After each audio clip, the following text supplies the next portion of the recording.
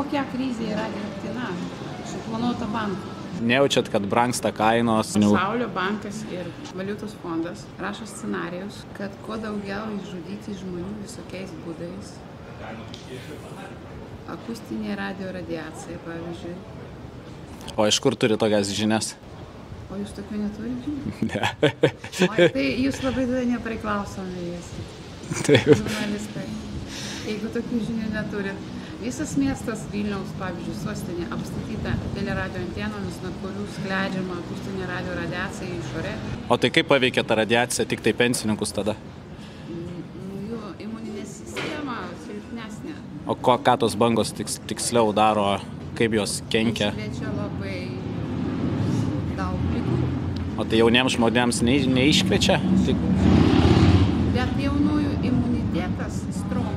O galbūt yra paprastesnių kažkaip būdų, ar čia toks... Yra paprastesnis būdas nuodyti maistą sunkiaisiais metalais, pavyzdžiui, ir pardavinėti pakot kaip maistą per parduotuvės arba per vaistinės. Tai vaistai ir per parduotuvės, ne? Tai, o kokie parduotuvių tinklai ar vaistinių tą galėtų daryti? Man atrodo, kiekvienoje vaistinėje, kiekvienoje parduotuvėje yra labai nuodytų produktų. O jūs Vilniuje gyvenat ar ne? Aš visur gyvenu.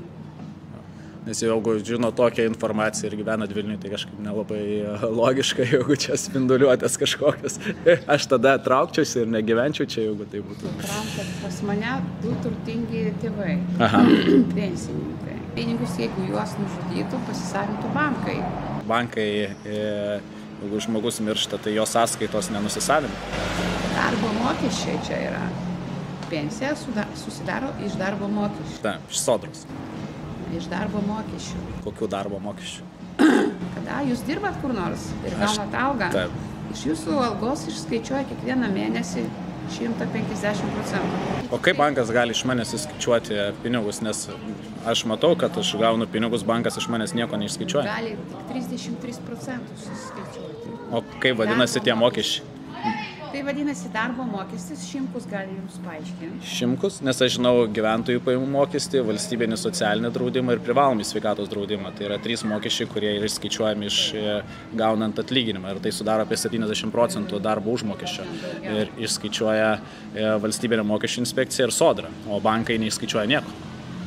Bankai išskaičiuoja. Su sodra. Ir jie dalina tos pinigus vogtus. Gal dar kažką papasakosit? Taip, žiūrėk, nemoka skaičiuoti jūsų statistikos departamentą. Jie negali paskaičiuoti net, kiek gyventojų Lietuvoje yra. Endendų paparmalių. Jo, kiek daugiabučių matematika, kiek daugiabučių Vilniuje, kiek daugiabučių Klaipėdoje, Alytuje. Bet labai netiksli statistika išeis. Bet tikslesnė, negu jie paskaičiavo, kad Lietuvoje gyventojų 3,5 milijonų ir išvažiavusių 1,5. Bet pagal naujausią statistiką, man rodos, 2,6.